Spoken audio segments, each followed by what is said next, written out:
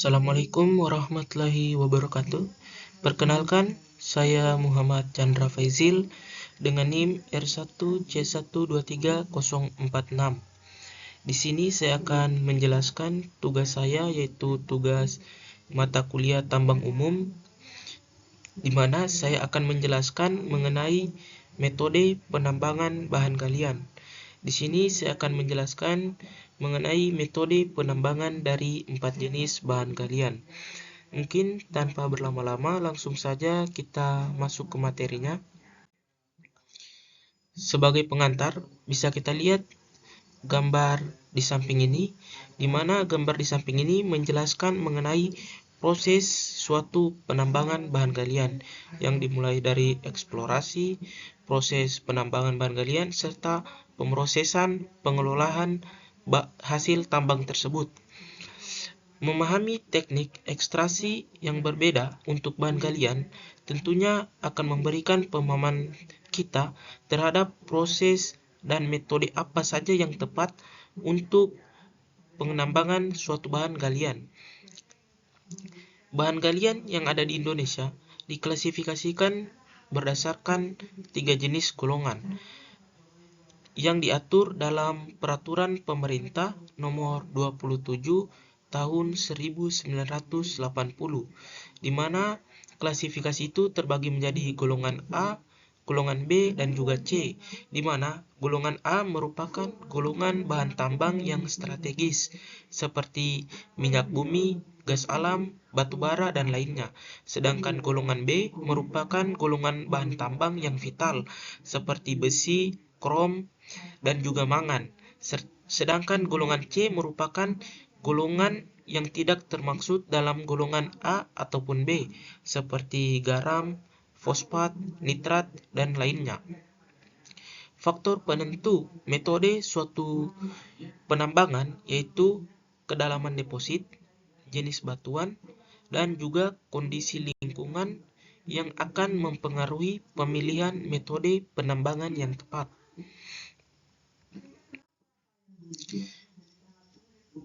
Baik, langsung di sini metode penambangan batu bara, di mana metode penambangan batu bara secara deskriptif, batu bara adalah bahan bakar fosil strategis yang sebagian besar ditambang di daerah Sumatera dan juga Kalimantan.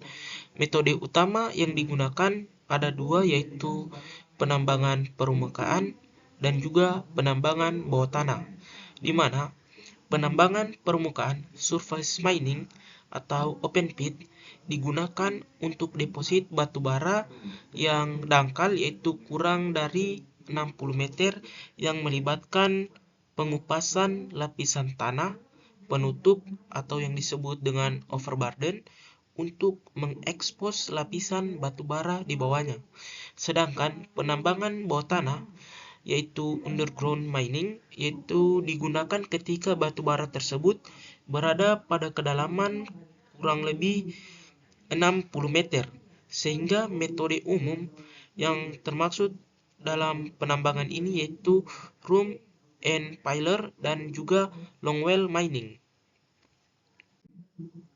Selanjutnya yaitu metode penambangan nikel laterit.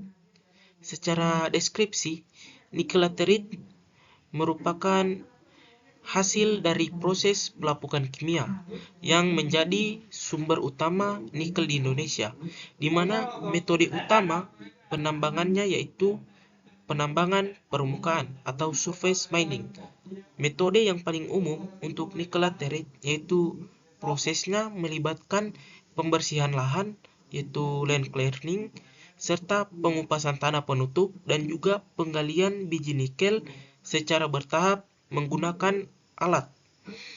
Untuk pemrosesan lebih lanjut, di mana biji nikel diproses lebih lanjut dengan menggunakan metode rotary clean electric furnace untuk menghasilkan ferronikel. Selanjutnya yaitu metode penambangan emas. Secara deskripsi, emas ditemukan dalam deposit primer di batuan keras dan juga sekunder dalam endapan aluvial di sungai, dan juga dataran banjir. Metode utama penambangan emas yaitu penambangan batuan keras atau hard rock mining, yaitu untuk endapan emas primer yang seringkali menggunakan metode tambang bawah tanah atau tambang terbuka yang diikuti dengan penghancuran batuan dan juga prosesan kimia, misalnya sianidasi. Dan selanjutnya itu penambangan pleasure atau pleasure mining aluvial untuk endapan sekunder dengan memisahkan emas dari pasir dan juga kerikil dengan menggunakan air dan juga metode gravitasi, pengarukan dan atau degrading solution. Selanjutnya yaitu metode penambangan minyak bumi dan gas alam. Secara deskripsi, sumber energi hidrokarbon yang diekstraksi dari reservoir di bawah tanah atau dasar, di mana metode utama pengeboran yaitu drilling, di mana metode ini yaitu metode utama untuk mengekstraksi yang melibatkan pengeboran sumur yang panjang ke dalam bumi untuk mencapai reservoir migas. Selanjutnya yaitu eksplorasi seismik, di mana hal ini digunakan untuk menemukan reservoir potensial sebelum pengeboran itu dilakukan. Dan selanjutnya yaitu pembuatan anjungan lepas pantai atau offshore platform, yaitu struktur besar yang digunakan untuk pengeboran di lautan. Bisa dilihat dari gambar ini yaitu anjungan lepas pantai yang digunakan sebagai struktur untuk pengeboran di lautan. Kesimpulan dari materi yang saya jelaskan, di mana setiap bahan galian membutuhkan metode penambangan yang spesifik yang disesuaikan dengan kondisi geologinya. Industri pertambangan melibatkan perencanaan yang cermat, teknologi yang canggih, dan juga pertimbangan terhadap dampak lingkungan dan sosial yang signifikan.